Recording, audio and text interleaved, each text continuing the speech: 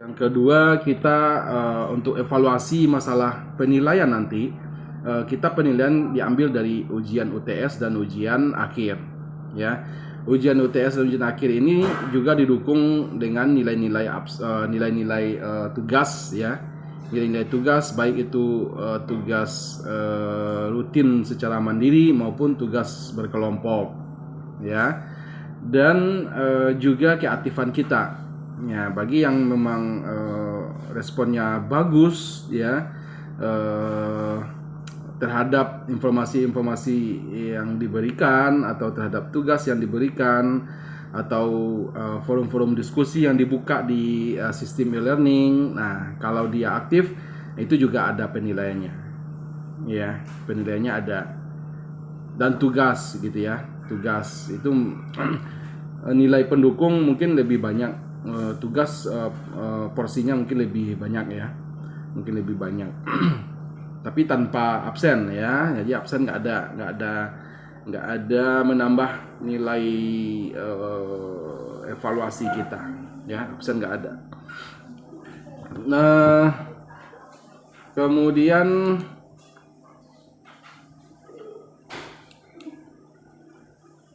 baik, yang ketiga saya ingin, kalau sistem perkuliahan kita, ya, e-learning ini, itu kita sebenarnya itu kita diwajibkan 2 sampai 4 pertemuan secara offline di kelas. Ya, nah, tapi nanti kita sesuaikan saja di pertemuan-pertemuan tertentu. Nah, nanti kita lihat sejauh mana materi itu harus disampaikan gitu, ya. Kalau bisa disampaikan materinya itu bisa kalian pelajari sendiri, mungkin nanti akan di-share di apa saja, di e-learning saja atau di grup nanti.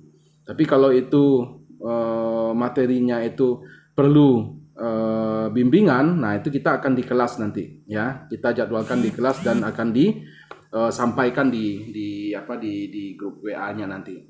Begitu, ya, kalau sistem perkuliahan kita. Dan terakhir saya akan menjelaskan sedikit bagaimana gambaran mata kuliah manajemen bencana ini, ya. Kenapa teknik sipil harus belajar manajemen bencana? Nah, ini kita coba sebagai pengantar kita jelaskan sedikit, ya. Jadi kalau kita melihat fenomena-fenomena bencana alam yang kita alami selama ini, ya, sampai sekarang ini, mungkin baru-baru ini dan mungkin masih berlangsung gitu, ya. Kalau kita lihat, kalian juga merasakan adanya beberapa asap kiriman dari provinsi sebelah, ya. Nah, itu sumbernya itu adalah kebakaran dari hutan, ya kan. Nah, ini tentu jadi perhatian kita gitu, ya. Ini jadi perhatian kita bahwa kabut asap itu sebenarnya kan merugikan kita secara kesehatan, ya, secara kesehatan, dan itu tidak berdampak buruk bagi keberlangsungan hidup. Misalnya juga berpengaruh terhadap mata pencarian kita, berpengaruh terhadap lingkungan di sekitar kita, juga berpengaruh kepada kemampuan kita jadinya, ya. Jadi banyak dampak yang akan kita terima dari bencana ini. Ini contoh salah satu bencana yang kita alami saat sekarang ini, ya, saat sekarang ini. Kemudian, nah, ini contohnya kabut asap ini saja. Ini contoh kecil, ya, kabut asap. Mungkin secara langsung tidak ada dampaknya, belum nampak hubungannya dengan keilmuan kita bidang teknik sipil. Tapi kalau kita runut lagi, ya, kita telusuri lagi, itu sebenarnya berdampak juga gitu, ya, berdampak juga ke hubungannya terhadap bidang kita teknik sipil.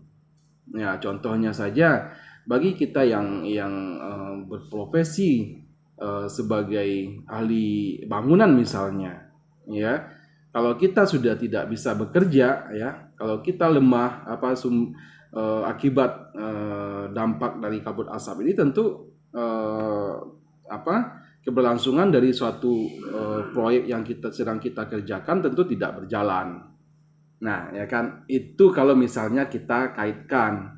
Tetapi yang pasti ada bencana-bencana tertentu yang sangat berhubungan sekali dengan bidang keteknik sipilan. Contohnya bidang struktur.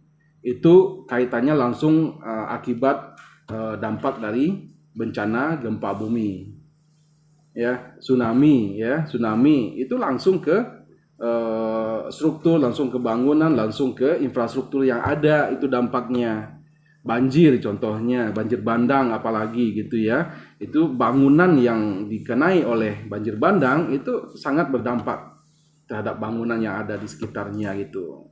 Nah, itu yang khusus bencana-bencana tertentu yang berhubungan langsung dengan bidang keteknik sipilan. Nah, tugas kita nanti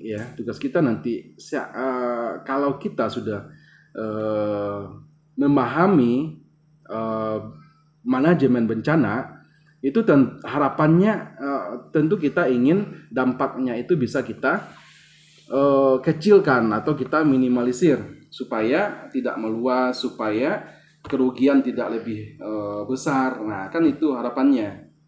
Nah, apalagi untuk bangunan-bangunan yang berhubungan langsung dengan kita, ya, contohnya rumah tempat tinggal kita, kemudian gedung-gedung, bangunan-bangunan yang tipe gedung yang bertingkat tinggi misalnya, tempat kita bekerja misalnya, tempat kita mengurus segala urusan tertentu misalnya gitu kan, itu kan bangunan-bangunan yang berhubungan langsung dengan kita.